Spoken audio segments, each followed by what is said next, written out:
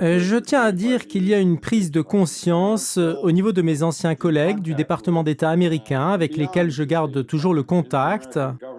Il y a une prise de conscience aussi au niveau du Congrès et au sein de la communauté d'experts dans la capitale américaine et dans les médias américains. Il y a une prise de conscience de cette longue et riche histoire de l'amitié maroco-américaine et de l'alliance entre ces deux pays.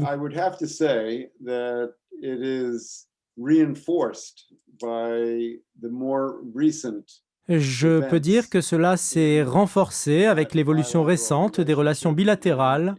et parce que savent les Américains, en particulier ceux qui collaborent professionnellement avec le Moyen-Orient et l'Afrique du Nord, dont le Maroc. La première chose qu'ils savent du Royaume, c'est qu'il s'agit d'un pays stable, contrairement à de nombreux pays de la région.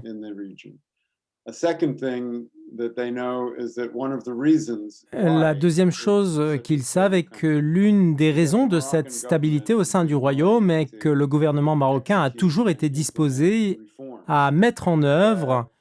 et à introduire des réformes qui correspondent bien mieux aux besoins du peuple marocain que certains gouvernements des pays voisins du Maroc. La troisième chose qu'ils savent du Maroc, et je pense que c'est quelque chose de particulièrement remarquable, c'est que le Royaume a toujours aidé les États-Unis, non seulement, comme l'a dit l'ancien porte-parole, dans la lutte contre le terrorisme,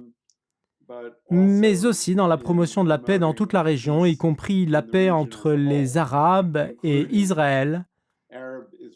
et la paix entre les Palestiniens et les Israéliens.